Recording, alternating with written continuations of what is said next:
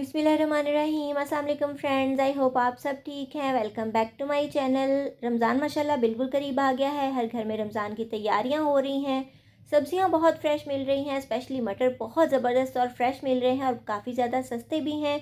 तो मैं आज आपके साथ शेयर करूंगी मटर को स्टोर करने का बहुत ईजी और ज़बरदस्त तरीका, जिससे ये 1 महीना तो क्या पूरा 1 साल भी इंशाल्लाह ख़राब नहीं होंगे।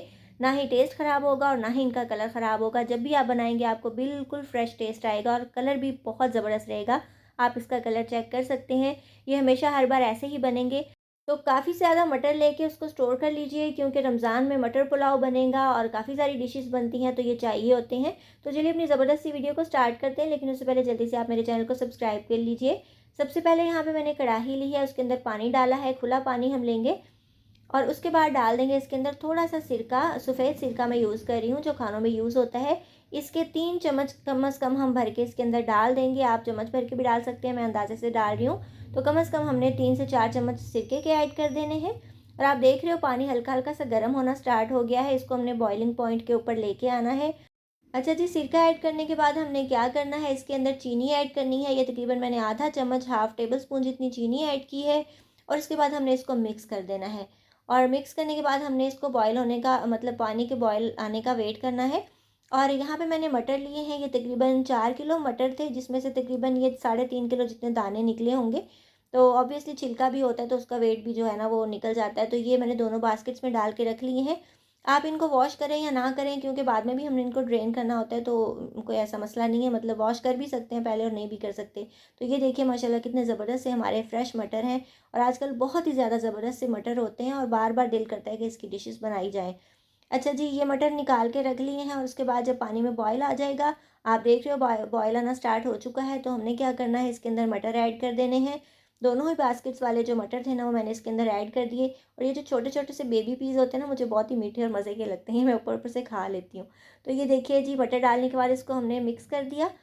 और हमने क्या करना है, 2 मिनट से ज़्यादा इसको बिल्कुल भी नहीं पकाना। 2 मिनट से ज़्यादा बिल्कुल भी नहीं पकाना। बार बार कह रही हूँ, हमने इसको बॉयल नहीं करना, हमने इनको ब्लांच करना है। ब्लांचिंग मतलब बहुत ही हल्का सा हमने बॉयल इसको करना होता है। तो बस जब 2 मिनट हो जाएंगे तो हमने इसको बास्केट में डालना है।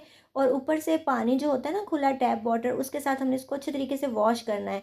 और कुछ देर वॉश करते रहेंगे, ताकि इसका जो कुकिंग प्रोसेस है ना, वो रुक जाए और ये बहुत ज़्यादा मज़ीद गलने से रुक जाएँ और ठंडे भी हो जाएँ। तो ये आप देख सकते हो, मैंने इसको थोड़ी देर के लिए ना टूटी के नीचे छोड़ दिया था और ऊपर मैं पानी फेंकती रही ताकि ये ठंडे हो जाएँ। और ये अच्छे तरीके से ठंडे हो चुके हैं और माशाल्लाह बहुत ही ज़बरदस्त इनका फ्रेश ग्रीन कलर आया है। मैंने इनको बास्केट में रखा है। अच्छा, बास्केट में रखने के बाद ना ये पानी अच्छे तरीके से ड्रेन हो गया। तो मैंने क्या किया, किचन टॉवल ले लें, कोई भी चीज़, मतलब आप कपड़े से भी साफ़ कर सकते हो, साफ़ सुथरा टॉवल भी यूज़ कर सकते हो। और बिल्कुल साफ़ सुथरा कपड़ा लेके आपने इनको अच्छे तरीके से साफ़ कर लेना है। और मॉइस्चर इनका ड्राई करने के बाद मैंने इन बास्केट्स के अंदर इसको दोबारा से डाल दिया। और आप देख सकते हो कि स्टार्ट में इनका कलर लाइट ग्रीन था और अब ये माशाल्लाह डार्क ग्रीन बहुत ही ज़्यादा ज़बरदस्त से हो चुके हैं। लेकिन ये बिल्कुल मैंने बॉयल नहीं किए, मतलब सॉफ्ट नहीं किए, क्योंकि ऑब्वियसली हमने इसको कुक करना है अभी। जस्ट इसको मैंने ब्लांच किया है। अच्छा, जब ये अच्छे तरीके से कम्प्लीटली कूल हो जाएंगे, तो हमने इसको डाल देना है ज़िप लॉक बैग्स के अंदर। अगर आपके पास इस तरह के ज़िप लॉक बैग्स नहीं हैं, तो आप जो प्लास्टिक के डिब्बे होते हैं घर में, कंटेनर्स होते हैं, वो भी आप ले सकते हो। लेकिन एयर टाइट हो तो ज़्यादा बेहतर है, क्योंकि जिस चीज़ के अंदर हवा जाएगी ना, फिर ख़राब होने के चांसेस होंगे। तो आपने एयर टाइट जार लेने हैं, या फिर इस तरह के जो ज़िप लॉक बैग्स होते हैं ना, वो यूज़ करने के। ईज़िली मार्केट में मिल जाते हैं और काफ़ी ज़्यादा सस्ते मिल जाते हैं। तो अगर आप ले आएंगे तो आपके लिए बहुत सहूलत हो जाएगी। अच्छा जी, इसके मैंने 2 पैकेट्स बनाए हैं, मतलब दोनों बास्केट्स जो थी ना, उनको मैंने दोनों डिवाइड करके इसके अंदर डाल दिए हैं। 2 पैकेट्स बने हैं।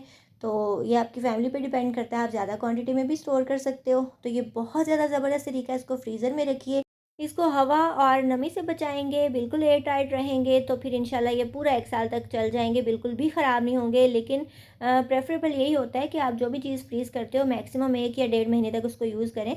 इससे ज़्यादा यूज़ करना वैसे भी सेहत के लिए ठीक नहीं होता। तो ये माशाल्लाह बहुत ज़बरदस्त सी टिप्स हैं जो मैंने आपके साथ शेयर की। इनको स्टोर कीजिए, रमज़ान में एंजॉय कीजिए।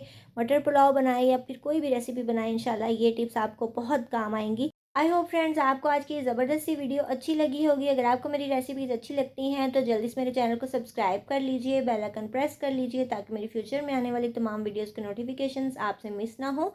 अपना बहुत सा ख्याल रखिएगा, मुझे दुआ में याद रखिएगा। मिलेंगे इंशाल्लाह नेक्स्ट वीडियो में किसी बहुत ही ज़्यादा ईजी, टेस्टी और डिलीशियस रेसिपी के साथ। सो टेक केयर, अल्लाह हाफिज़।